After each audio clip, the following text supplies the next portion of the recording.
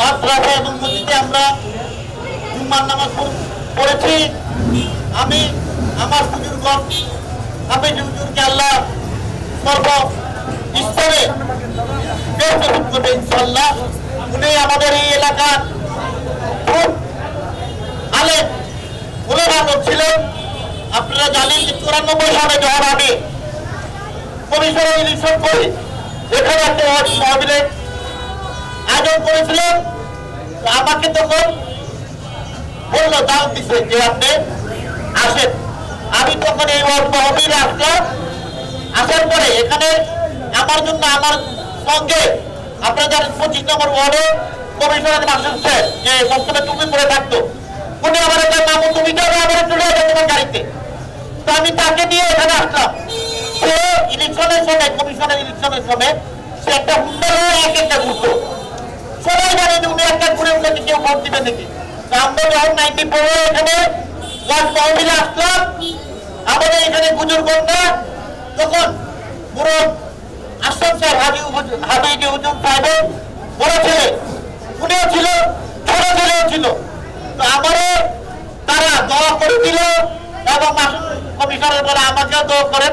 তো আমাদের দুইজনকে দোয়া করে দিল।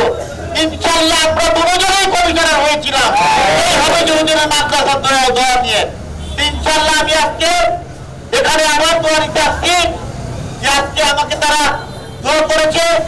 ইনশাআল্লাহ আমি আমার 3 বারের প্রধানমন্ত্রী বেগম খালেদা জিয়ার জন্য দোয়া চেয়েছিলাম এবং আমাদের ভারপ্রাপ্ত চেয়ারম্যান জনাব তারেক রহমানের জন্য দোয়া চেয়েছি। এবং আজকে এখানে মুসলিম ভাইরা আসছেন। মোবারক জুম্মা। আসসালামু আলাইকুম। আজকে আমি কামনিঙ্গি চরে, এই কামনিঙ্গি চরের ঘর ঘর আমি চিনি, রাস্তাঘাট কি আছে না আছে আমি সব কিছু জানি। ইনশাআল্লাহ আমাদের ভারপ্রাপ্ত চেয়ারম্যান জনাব তারেক রহমান, আমাদের 3 বারের প্রধানমন্ত্রী দেশনেত্রী বেগম খালেদা জিয়া যদি আমাকে নমিনেশন দেয়, ইনশাআল্লাহ এই কামনিঙ্গি চরে রাস্তা, মসজিদ, মাদ্রাসা, কলেজ, স্কুল, রোডের কাজ এবং এখানে আরো কয়েকটা ব্রিজের প্রয়োজন। ইনশাআল্লাহ আমি জায়গায় জায়গায় আপনাদের এই কামনিঙ্গি চরে ঢোকার জন্য, যাতে এক জায়গাটা ঢুকেন আর এক জায়গাটা বাইরে হতে পারে না।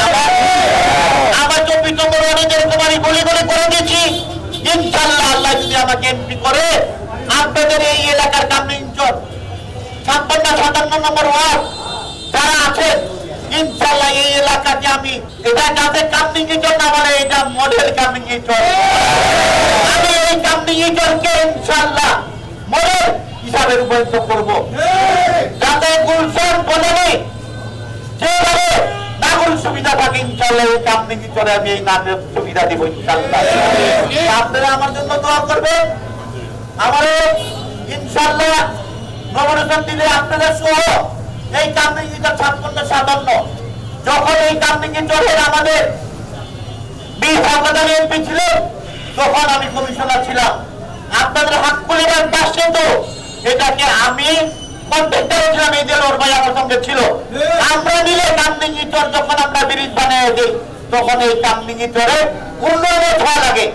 এটা কেউ বলতে পারবে না যে এটা বিএনপি ছাড়া কেউ এই কাজ করেছে। তো আমি চাই ইনশাআল্লাহ আপনারা সুন্দরভাবে আমাদেরকে ভোট দিবেন। আমরা এই কামনিঙ্গি চর অবৈধ এলাকা, এখানে সন্ত্রাস, চাঁদাবাজ, মাদক কোনো ব্যবসায়ী আমরা রাখবো না।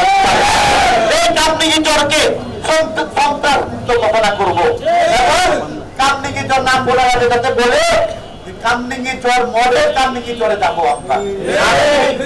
কামনিঙ্গি চরকে একদম বনানী গুলশানের মতো যা যা জনগণের সেবা আছে, গ্যাস লাইট, বিদ্যুৎ, রোড, গাছ, ফরেস্ট লাইট, ইনশাআল্লাহ স্কুল, কলেজ আমি সব কিছু ইনশাআল্লাহ এই মডেল কামনিঙ্গি চর থানাকে করে দেবেন। আপনারা আমার জন্য দোয়া করবেন। নামাজ পড়ছেন, আপনারা অনেক কষ্ট করেছেন। আজকে আমার সঙ্গে যারা আসছেন, আমাদের সামনে এই দেলোয়ার ভাই আমাদের জানান যে ঢাকা মহানগরীর উনি ভাইস প্রেসিডেন্ট ছিলেন এবং এই কামনিঙ্গি চরে সভাপতি ছিলেন এবং ওনার ভাই একজন ছিলেন খায়ের সাহেব, আপনারা সবাই চিনেন। এই খায়ের সাহেব আমার সঙ্গে রাজনীতি করতে গিয়ে তার ফ্যামিলির অনেক কিছু ধ্বংস হয়েছে, মারা গিয়েছে আমাদের এই বিএনপি করতে গিয়ে। আমরা তার কামনা করি এবং আপনাদের কামনিঙ্গি চর বাসীকে আবার আপনারা সুস্থ থাকেন, শান্তিতে থাকেন, ভালো থাকেন, এই বলে আমার বক্তব্য শেষ করছি। আল্লাহ হাফেজ। বাংলাদেশ জিন্দাবাদ।